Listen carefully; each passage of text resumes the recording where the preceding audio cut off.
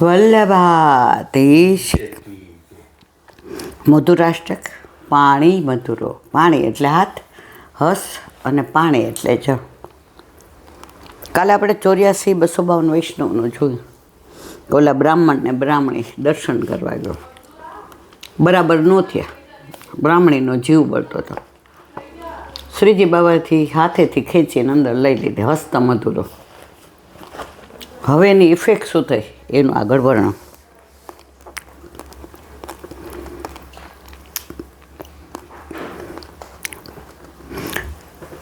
તેણે કહ્યું, તમે મને ગુસાઈજીની કાનેથી દર્શન આપો.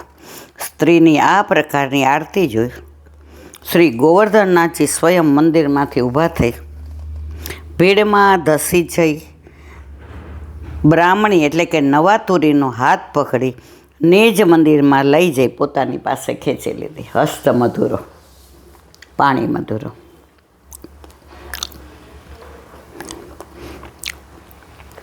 અને પીઠકની બાજુ જ્યાં બીજા વ્રજભક્તો બેઠા હતા ત્યાં ગોવર્ધનનાથજીએ તેને બેસાડી તેવા દર્શન તેને આપ્યા. આવી કૃપા કરી શ્રી ગુસાઈજી પ્રભુચરણ તે સમયે મંદિરમાં ઊભા હતા. તેમણે જોયું અન્ય કોઈ આ કૌતુકમાં કશું ન સમજે. પુરુષ રૂપ ચંચળા સ્ત્રીને શોધવા આવ્યો પણ ક્યાંય ન મળી. શયન આરતી થઈ ચૂકી હતી. શ્રીજી પોઢ્યા હતા. બ્રાહ્મણ શોધે છે પણ શ્રીનાથજી બાબા હાથ પકડે કોઈને મળે ખરું?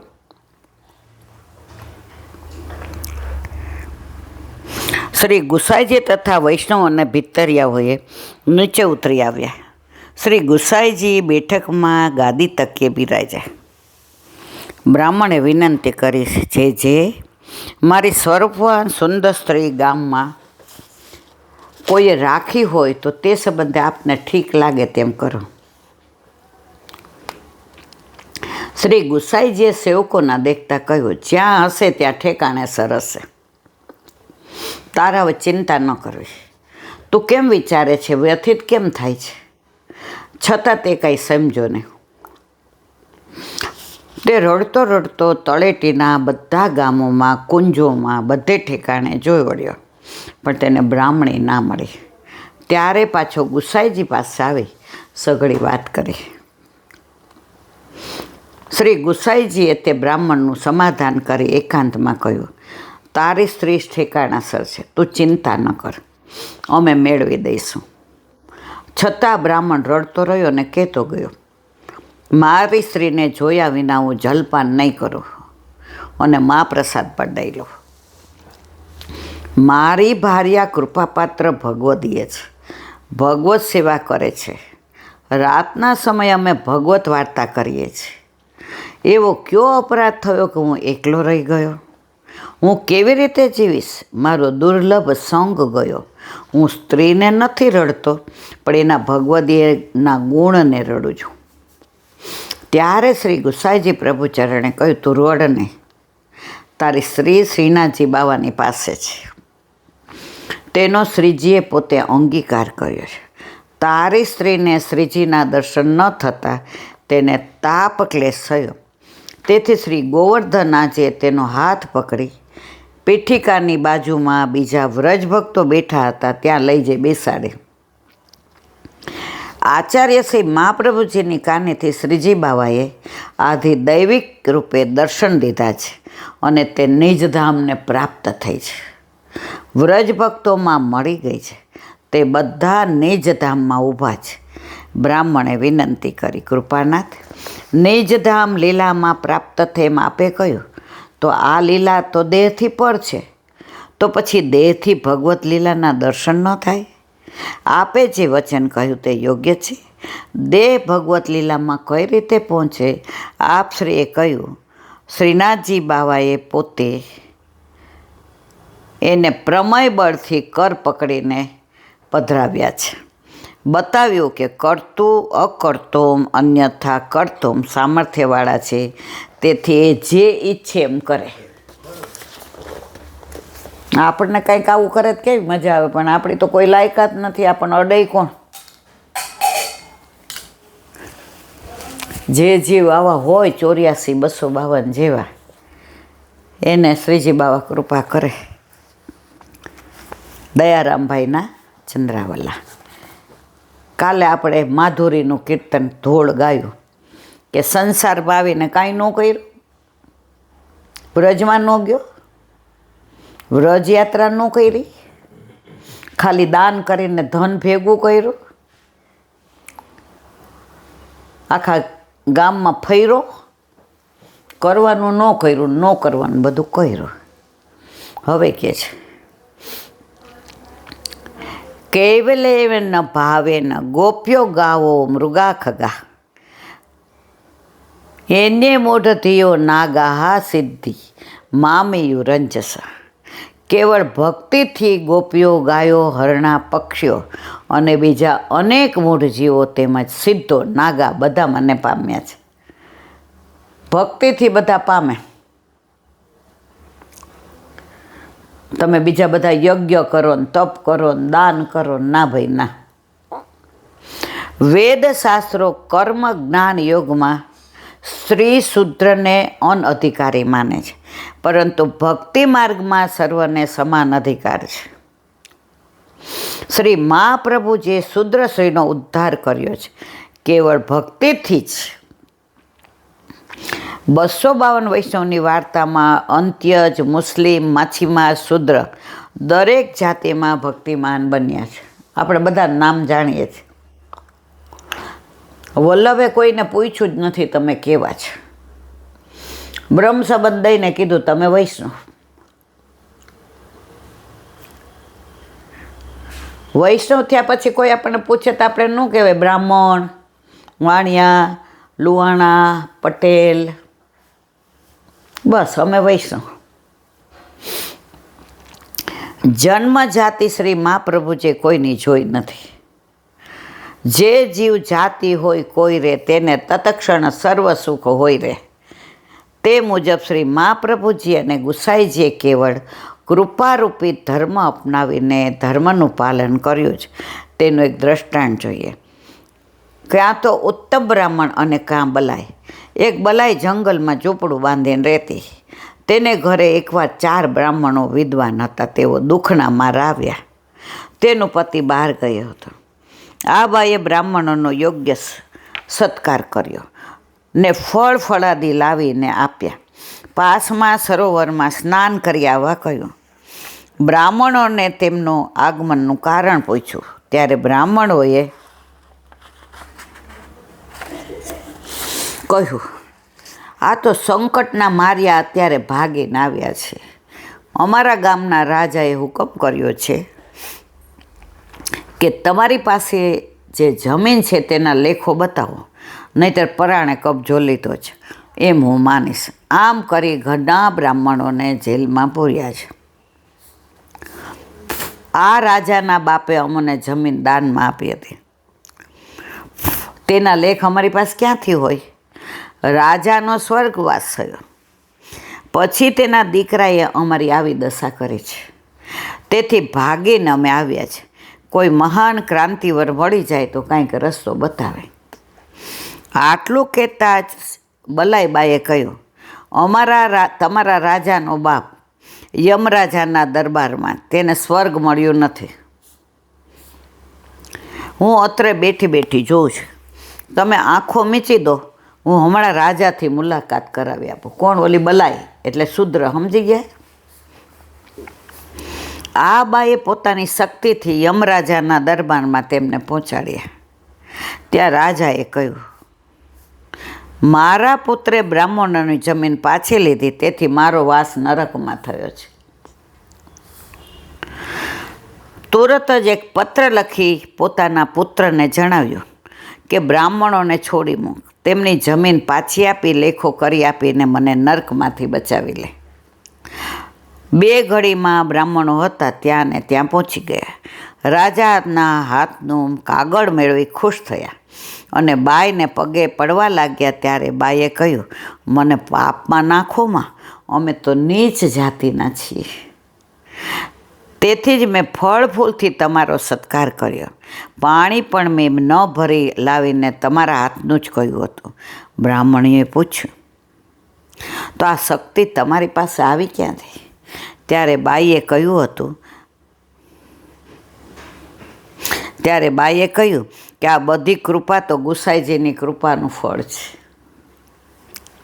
હું તેમની સેવક છું. આ જંગલમાં કૃષ્ણની ભક્તિ કરું છું. ભક્તિ સિવાય બીજું કોણ આ કાર્ય કરી શકે? શ્રી કૃષ્ણ શરણમમ આનો જાપ કરું છું. આ સિવાય કોઈ બળ નથી. બ્રાહ્મણોને રાજાએ છોડી મૂક્યા અને જમીનો પાછી આપી દીધી. રાજાએ પૂછ્યું કે તમે લાવ્યા કેવી રીતે? ત્યારે તે બ્રાહ્મણોએ બધી વાત કરી. આ સાંભળી રાજા અને બ્રાહ્મણો બધા ગુસાઈજીને શરણે આવ્યા. આવો છે ભક્તિનો પ્રભાવ. અદે દાન દક્ષ છે. શ્રી ગુસાઈજીએ જેને ભક્તિનું દાન કર્યું તેના ભાગ્યની સી વડાય. માટે જ કવિ કહે છે, સેવો શ્રી કૃષ્ણ કૃપાળ. 46માં ચંદ્રાવલાન વિરામ આપીએ. કાલે 47. બોલો વલ્લભાધીશ કી.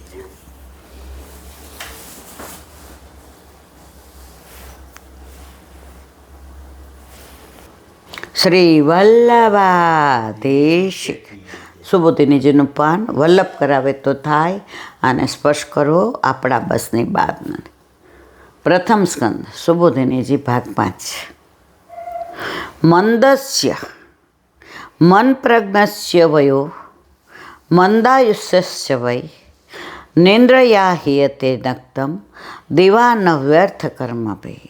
અર્થ: આળસુ, ઓછી બુદ્ધિવાળા અને અલ્પ આયુષ્યવાળા પ્રાણીઓની ઉંમર તો રાત્રે નિંદ્રામાં અને દિવસે વ્યર્થ કર્મોમાં જ પૂરી થઈ જાય છે. સુબોધિની. મંદસ્ય એટલે આળસુ, બધી કર્મનો અભાવ સૂચવે છે. મંદા પ્રજ્ઞા યસ્યસ્ય મંદ પ્રજ્ઞસ્ય. મંદ છે બુદ્ધિ જેમની બધી, જ્ઞાનનો અભાવ સૂચવ્યો છે. મંદાયુષ પદથી ભક્તિનો અભાવ સૂચવે છે. એટલે કે જેમનામાં કર્મ, જ્ઞાન અને ભક્તિ ત્રણેયનો અભાવ છે તેવા પ્રાણીઓ. નક્તમ વય આયુષ્યનો રાત્રિનો સમય. નિંદ્રાયમ હેયતે ઊંઘમાં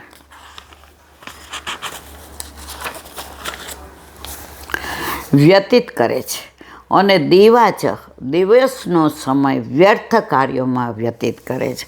એટલે એમના બધા આયુષ્યનો આમ બીજા કાર્યોમાં ઉપયોગ થતો હોવાથી એમના પોતાના મૃત્યુને નિવારવાનું સામર્થ્ય હોતું નથી.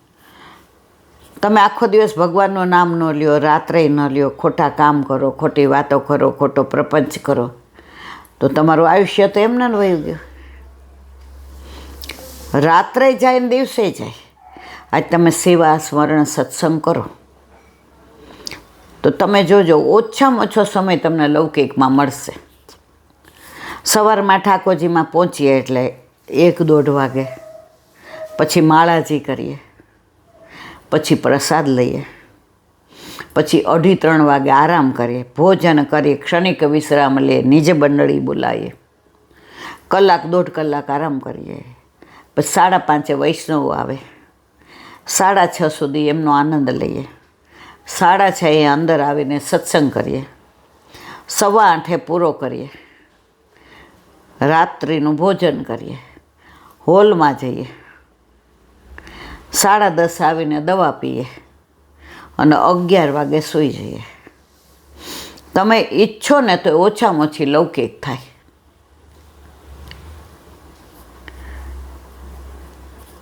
ઠાકોરજીએ તમારું ટાઈમ ટેબલ ગોઠવી દીધું.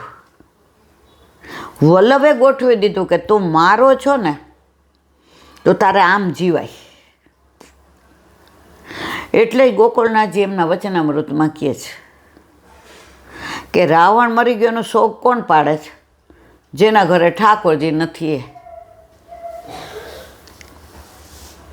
કારણ કે એને બધી આ જ વાત, ઠાકોરજી ન હોય તમે વાતો શેની કરો? તમે સાંજે દહીં મેળવો તો તમને યાદ કોણ આવે? ઠાકોરજી માટે. મલાઈ મેળવો તો ઠાકોરજી માટે માખણ. સવારે સામગ્રી કરવી છે તો આજે દૂધ વધુ લેવાનું છે, કૂપન વધુ કાઢીને મૂકો, ભાઈ વહેલા મોડું ઉઠવાનું થાય તો. જલ ભરવાનું એટલે સવારે મથરીને બધું સાફ કરવાનું.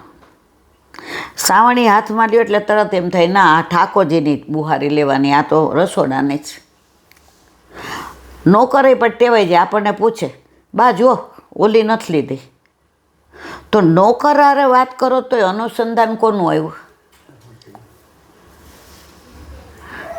તમે સવારે પૂછો કાંઈ લાવો છે, મેવો, પાન, ફૂલ, પછી આવો એટલે અમે કહીએ કે ઠાકોરજીને ભાવે એવું શાક લઈ આવો. આવીને તમે બધું મેવો ને ટોકરીને એ સીધ કરો, હું બધી મંગળાની તૈયારી કરું,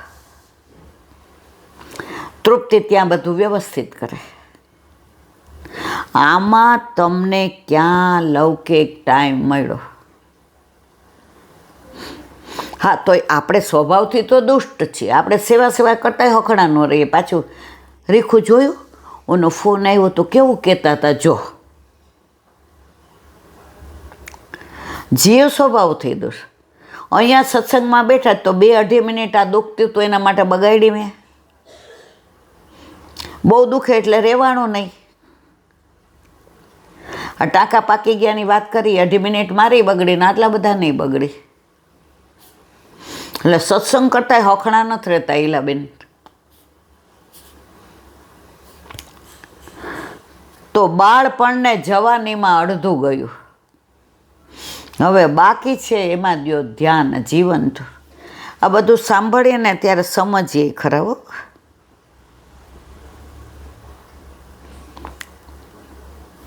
એક વૈષ્ણવ છે ને એ દીકરીને બહુ જ ભાવ ને આમ ઠાકોરજીનું બહુ ને આમ, એટલે એ એના ઘરમાં બધાને તુચ્છ સમજે.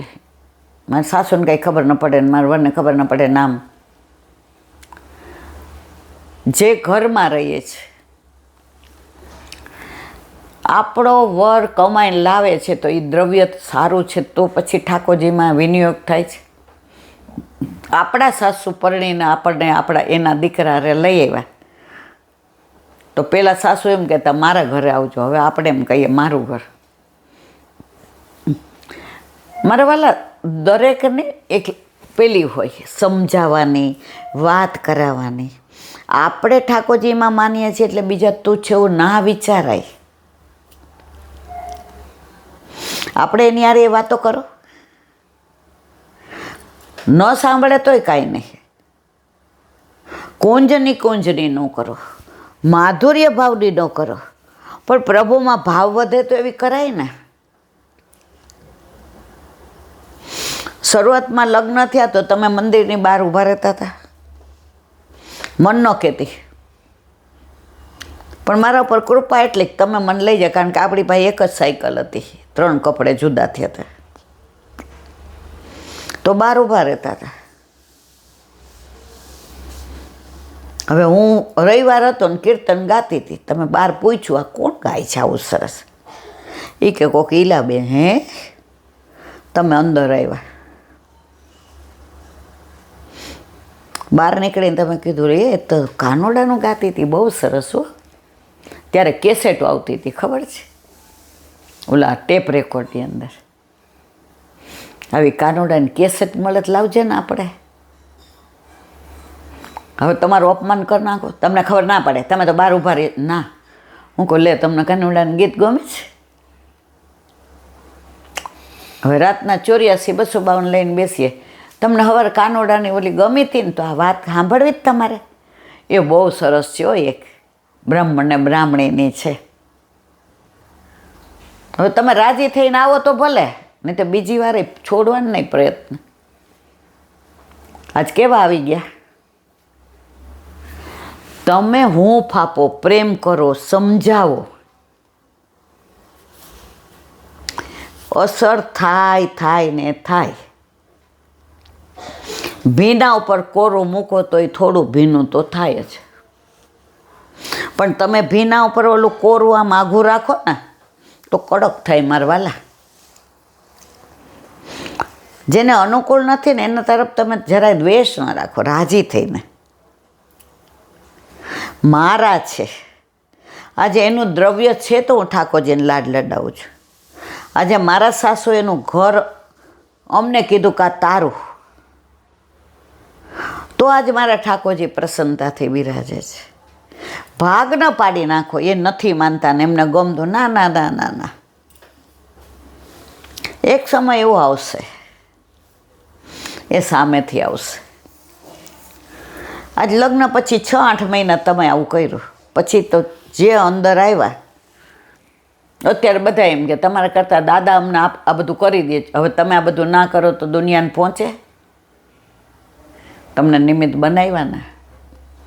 પણ હું એમ કહેતી ના આવે, એ તો કે બહાર જ ઊભા હોય, એમને ના કહેતા તો અહીંયા પહોંચ્યા હોઈએ. કહેવાનો આશય એ છે, કોઈના તરફ દ્વેષ રાખવો નહીં.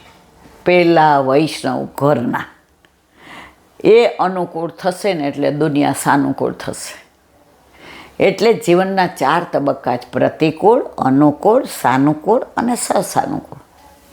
શરૂઆતમાં પ્રતિકૂળ હોય, પણ આપણું વર્તન, આપણું બોલવાનું, આપણા ઠાકોરજીની કૃપા એ અનુકૂળ બને. ધીમે ધીમે બ્રહ્મ સંબંધ લે, સાનુકૂળ બને. પ્રભુની સેવામાં આવવા માંડે, સસાનુકૂળ બને. ધીરજ આપણી, હું કરું, મારે જ ઠાકોરજીનો ભાવ ને મને જ ગમે ને, ના, એવું ના હોય. દુનિયા આખીને પ્રેમ કરો છો એ જુદી વસ્તુ છે, પણ ઘરમાં પ્રેમ કરશો ને સંભાળશો, હૂંફ આપશો, એની વાતો કરશો, તો તુજ સંગ કોઈ વૈષ્ણવ બને તો તું વૈષ્ણવ સાચો. તારા સંગનો રંગ ન લાગે ત્યાં સુધી કાચો. આપણે એકલા માનતા હોય એટલે આપણે બધાને કહીએ, જો હું જ આમ કરું, મારે જ આમ, મને, એ તો બધા જવા દો. ના, એ આપણા જ, એટલે ક્યારેય એમના તરફ એવું ના કરાય.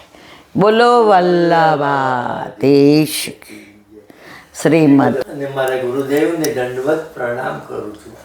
चंद्र चंद्र सरोवर पे सूरदास जी के द्वार पे मेरा दंडवत प्रणाम.